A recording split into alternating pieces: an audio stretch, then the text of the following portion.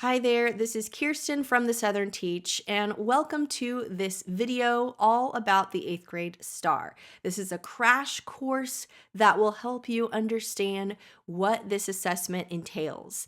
In this video, we're going to talk about quickly an overview of the 8th grade TEKS, the difference between readiness and supporting standards. We'll go over the 8th grade Social Studies STAAR blueprint. We'll also talk about item types that students will see on the STAAR. We'll go over the short constructed responses and some information about that. And last but not least, we will talk about the new assessment changes that will be beginning in the school year 2027 to 2028. So first off, we're going to talk about what students are learning in 8th grade social studies. This year, they are going to be learning about U.S. history from the pre-colonial era through the Civil War and Reconstruction. And you can see some of the images that are related to some of the things that students will be learning. You'll be going into how England, France, and Spain explored and colonized what is known as the 13 colonies, all the way through the American Revolution, westward expansion, the Age of Jackson, the Civil War, and Reconstruction. So throughout this course, students are learning from this time period in U.S. history, and they will be taking the STAAR based on this.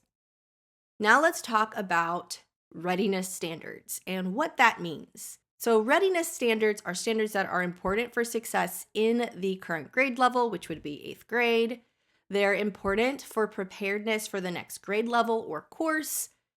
It'll address broad and deep ideas that require in-depth instruction and will consist of about 55 to 70% of the total points of the test. The supporting standards are standards that will prepare students for the next grade level or course, but they're not a central role. It'll address narrowly defined ideas or concepts that are emphasized in grade levels below or above the current grade level or course.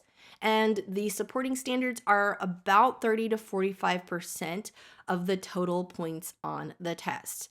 So you can see that readiness standards are more broad and are more in depth. The supporting standards are more narrowly defined, specific concepts that have been already emphasized in grade levels below, or they might be above the current grade level.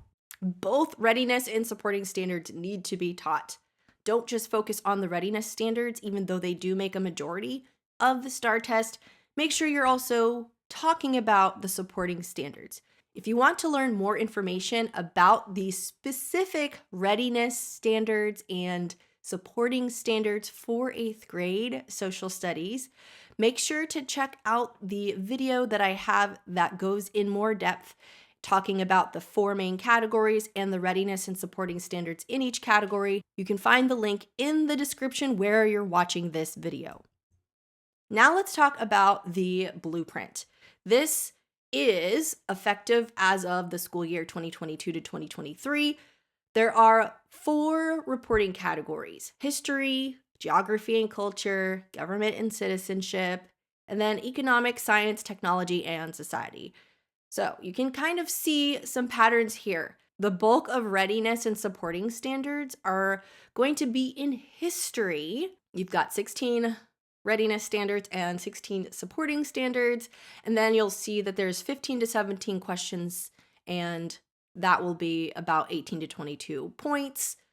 The second most would be the government and citizenship with 9 readiness standards and 13 supporting standards. It's about 8 to 10 questions. Then you've got geography and culture. Readiness standards would be 7, supporting standards would be 10, also around 8 to 10 questions. And then economic, science, technology, and society, there are around 4 readiness standards, 8 supporting standards, and you'll see about 5 to 7 questions on the test. So what this is mainly telling you is that the number of standards, it's set. You're going to see these amount of readiness and supporting standards in the TEKS, and that doesn't change. The number of questions will vary upon the year. This could be 5 to 7 or 8 to 10. That will vary. And then we also have the item types by point. There's 1 point questions that are multiple choice and non-multiple choice. That's going to be the bulk, but you're also going to have some 2 point questions that are not multiple choice, and that would be around 9 questions. So in total, there's going to be around 40 questions. Again, most of it will be 1 point questions, but there will be some that are going to be 2 point questions, and we'll talk about those item types in the next point. The main thing you need to get from this blueprint is that history is going to make up the bulk of the STAAR test.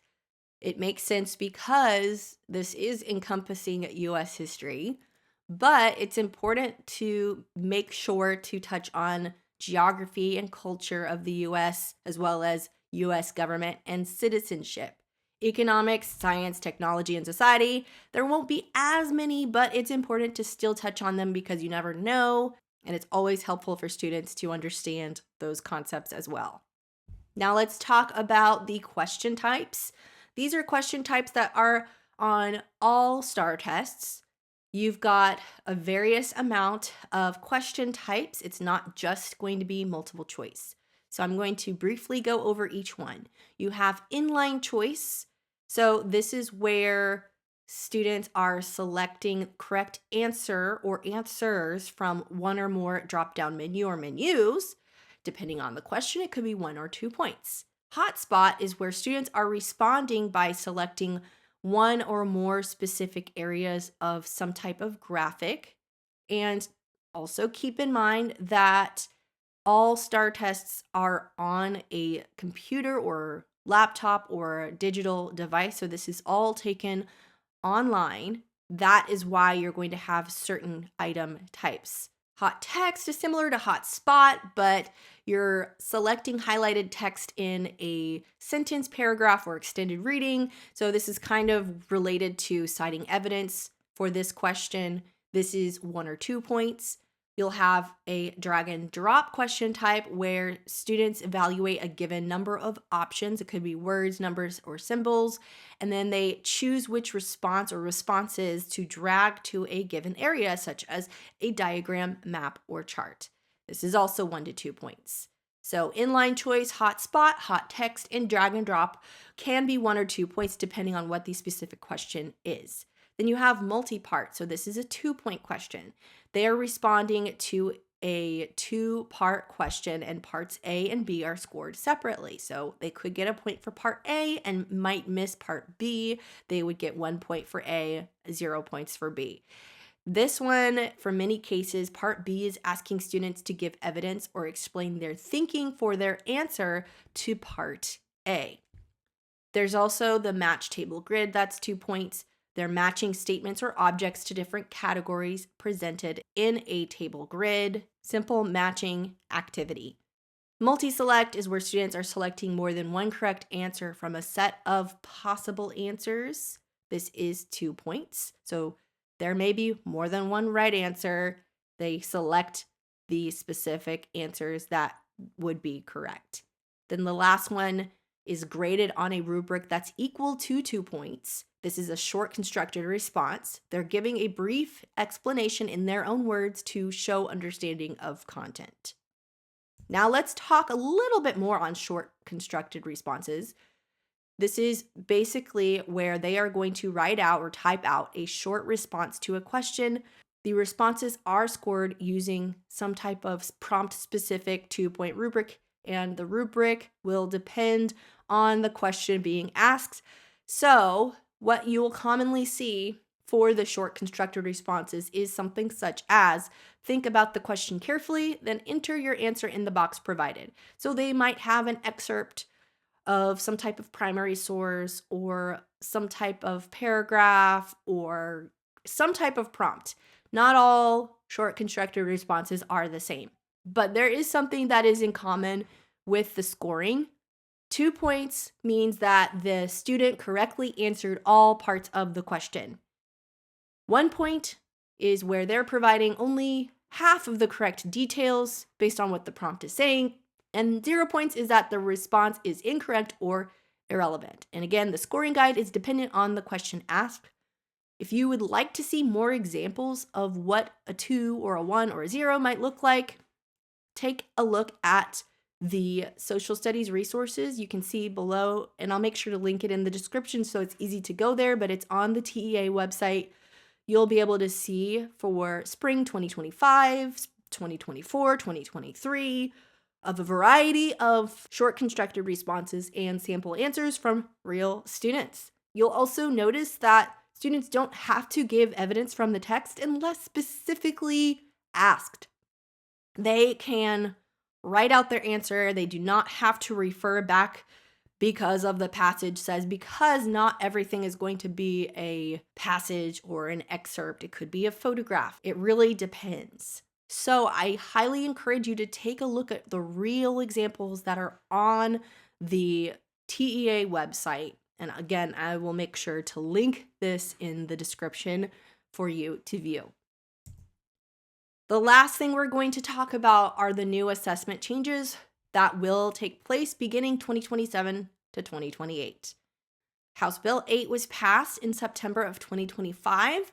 STAAR will be replaced with the Student Success Tool, or SST. Here is some information of the time length limitations for specifically 8th grade. Beginning of year and middle of year assessments are going to be designed to be completed within 75 minutes, and then the end of year assessment will be designed to be completed within 105 minutes. So this is significantly less than around the 2 hours or even the 4-hour time length limitations for STAAR in the past 10 years. You also have a schedule or time window that it needs to be completed. The beginning of the year SST needs to be completed between the 4th Monday in August and September 30th. Middle of year needs to be between January 2nd and February 21st. And then the end of year would be between May 1st and May 30th. As far as the type of tests, beginning of year and middle of year are going to be adaptive that adjust question difficulty based on student performance. And the end of year is going to be similar to what the current STAAR test is like. It'll be static, likely comprehensive. It's going to encompass everything that they have learned throughout the year. So beginning of year and middle of year are going to inform instruction is the goal. And it will give teachers and parents and educators an idea of what and where the student is at based off of the results. As far as the requirements and what school districts and charter schools are required to do as related to the new test, they can administer an alternative and TEA-approved norm reference assessment in the place of the state BOY and MOY assessments.